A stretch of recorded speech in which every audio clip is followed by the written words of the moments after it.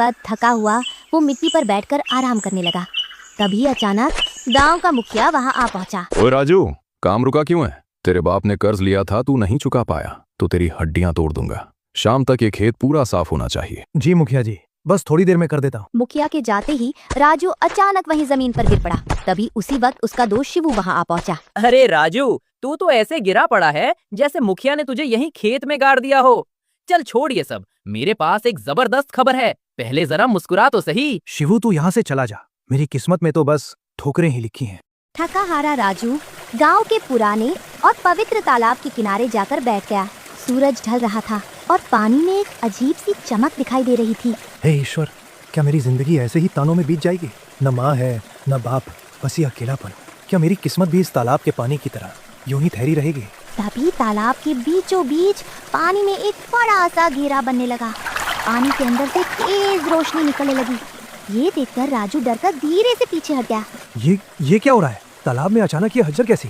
धीरे धीरे तालाब के पानी से एक बेहद सुंदर लड़की उभरने लगी। उसके कपड़े इस धरती के नहीं लग रहे थे, वे अजीब सी दिव्य चमक से चमक रहे थे। तो ये है धरती लोक, कितना अलग है ये मेरे स्वर्ग लोक से। राजू की आंखें हैरानी से पटी की पटी रह गई। तुम कौन हो? क्या तुम कोई जलपरी हो या फिर कोई भूत? डरो मत, मैं सीता हूँ। मैं स्वर्ग लोक से आई हूँ, लेकिन अब वहाँ रहना मेरे लिए सुरक्षित नहीं था। स्वर्ग लोक? लेकिन वो तो ऊपर होता है। तुम इस तालाब से कैसे आई? ये तालाब सिर्फ पानी का कुंड नहीं है, ये हमारी दुनिया और तुम्हारी दुनिया के बीच का एक दरवाजा है। स्वर्ग लोक? ये कैसा मजाक है? ऐसी बातें तो सिर्फ कहानियों में होती हैं। सच सच बता, तू कोई भूतनी तो नहीं? ये नीले चमकते कपड़े पहनकर तालाब से निकली है, कहीं तू मेरी जान लेने तो नहीं आई? भूतनी? वाह राजू, क्या सच में मेरी शक्ल तुम्हें भूतनी जैसी लगती है? अरे भोले, कभी किसी भूत को इतना सुंदर देखा है? देखने में तो तुम अप्सरा जैसी लगती हो, लेकिन इस तालाब से तो मछलियां निकलती हैं, लड़कियां नहीं। सच सच बताओ, आखिर तुम मुझसे चाहती क्या हो? राजू, मैं यहाँ अपनी मर्जी से नहीं आई हूँ। मुझे अपने घर स्वर्ग लोक से भागकर यहाँ आना पड़ा है। भागकर आई हो? लेकिन क्यों? कहीं तुमने वहाँ कोई गलत काम तो नहीं कर दिया जो यहाँ छिपने आ गई हो? नहीं राजू, मैंने कोई गलत काम नहीं किया। मैं भी तुम्हारी तरह एक साधारण इंसान ही हूँ, बस मेरी दुनिया अलग है। खैर, उन बातों को अभी छोड़ो, पहले ये बताओ कि तुम्हारा ये लोक कैसा है। चलो मुझे अपना गाँव घुमाओ। ओ मैडम, ये कोई स्वर्ग वर्ग नहीं, मेरे सिर का दर्द है। वैसे ही मुखिया ने मेरी कमर तोड़ रखी है। अब तुम ये नई मुसीबत लेकर मेरे सिर मत पड़ो, बेहतर है तुम अपने रास्ते निकल जाओ। क्या धरती लोक पर सब लोग ऐसे ही होते हैं, या सिर्फ तुम ही इतने रूखे हो? मैं इतनी दूर से आई हूँ और तुम मुझे भगा रहे हो? नहीं राजू, अब तो मैं तुम्हारे साथ ही चलूंगी। अरे बाप रे, तुम तो सच में मेरे गले ही पड़ रही हो। देखो, मुझे वैसे ही ढेर सारी प्रॉब्लम्स हैं, अब मुझ पर दया करो और मुझे घर जाने दो। तभी दूर से शिवू की तेज और मजेदार आवाज गूंजती है। ओए राजू, कहाँ मर गया बे? मैं पूरे गांव में तुझे ढूंढ रहा हूँ और तू यहाँ अकेला बैठ के हवा से बातें कर रहा है। अबे चल, भूख के मारे मेरे पेट में चूहे नहीं हाथी दौड़ रहे हैं। हे भगवान, ये शिवू भी आ पहुंचा। ये तो पूरे गांव का चलता फिरता रेडियो है। अगर इसने तुम्हें देख लिया तो कल तक मेरी शादी की खबर पूरे गांव में फैला देगा। मैं तो अब अपने दोस्त के साथ जा रहा हूँ, तुम अपना देख लो, और हाँ, मेरे पीछे बिल्कुल मत आना। हे भगवान, इस धरती लोक के लोग भी ना कितने अजीब हैं। अब मैं जाऊँ तो जाऊँ कहाँ? आज तो बाल बाल बच गया। अगर शिवू ने उस अजीब लड़की को देख लिया होता तो कल तक पूरे गांव में मेरी बर्बादी का ढोल बज जाता। अच्छा हुआ वो मुसीबत यहीं पीछे छूट गई। थका हारा राजू जैसे ही अपने टूटे फूटे घर में दाखिल हुआ, सामने का नजारा देखकर उसकी होश उड़ गए। सीता बड़े आराम से उसके बिस्तर पर बैठी उसका इंतजार कर रही थी।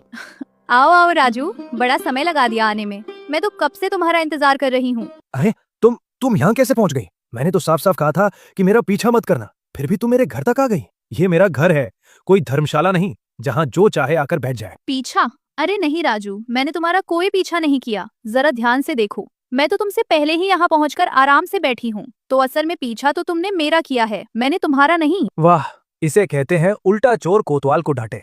कमाल की बेशरम लड़की हो तुम। सुन लो, ये मेरा घर है, यहाँ मेरी ही मर्जी चलती है, इसलिए अब बेहतर होगा कि अभी के अभी यहाँ से निकल जाओ। तुम कितने पत्थर दिल हो राजू, एक अकेली लड़की को इस अंधेरी रात में घर से बाहर निकाल रहे हो। इस अनजान दुनिया में मेरा कोई ठिकाना भी नहीं है। बताओ, मैं जाऊँ तो जाऊँ कहाँ? क्या सच में चाहते हो कि जंगल के जानवर मुझे खा जाएं? अजीब मुसीबत है, पर इस अंधेरी रात में इसे बाहर निकालना भी ठीक नहीं।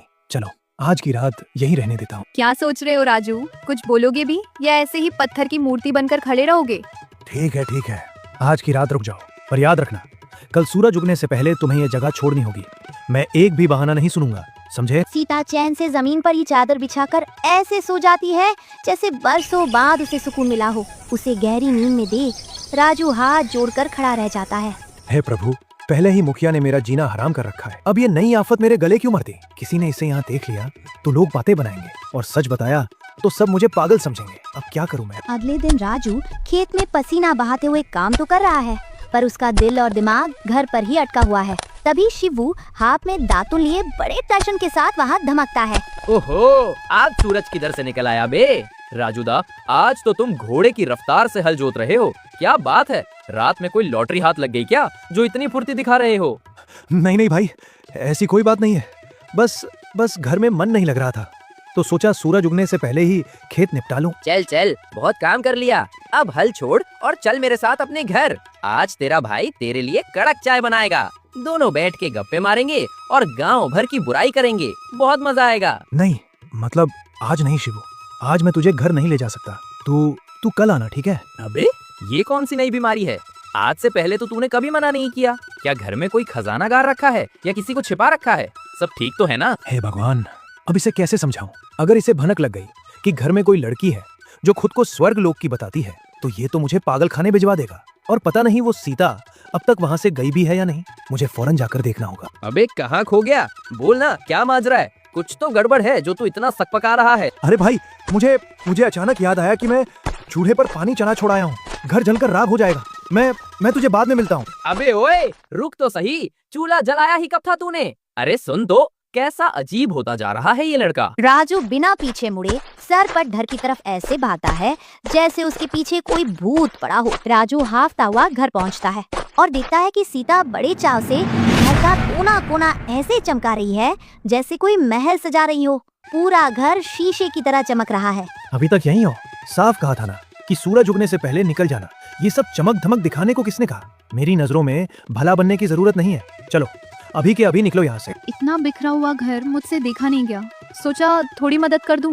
तुम तो बस हर बात पर डांटना जानते हो। नहीं चाहिए तुम्हारी मदद, बस चली जाओ यहाँ से, वही मेरे लिए सबसे बड़ा एहसान होगा। राजू की तीखे बोल सुनकर सीता का चेहरा उतर जाता है। उसकी आंखों में आंसू भर आते हैं और वो सुबक सुबक कर रोने लगती है। अरे, अब ये नया ड्रामा क्या है? तुम रो क्यों रही हो? चुप हो जाओ, वरना कोई सुन लेगा। रो नहीं तो क्या करूं? तुम्हें किसी लड़की से बात करने की तमीज तक नहीं है। कोई अपने मेहमान पर ऐसे चिल्लाता है क्या? मैं तो बस तुम्हारी भलाई सोच रही थी। देखो, बुरा मत मानो, असल में मैं बचपन से ही अकेला रहा हूँ ना, तो घर में किसी और को देखने की आदत नहीं है, इसलिए जरा चिड़चिड़ा हो जाता हूँ। अकेले?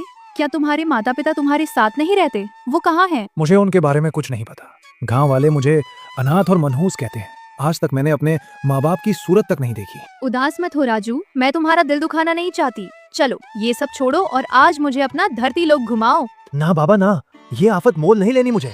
किसी ने तुम्हारे जैसी अप्सरा को इस बदनसीब के साथ देख लिया ना, तो पूरे गांव में भूचाल आ जाएगा। लोग जीने नहीं देंगे मुझे। वाह, बातों बातों में तुमने मेरी तारीफ भी कर दी।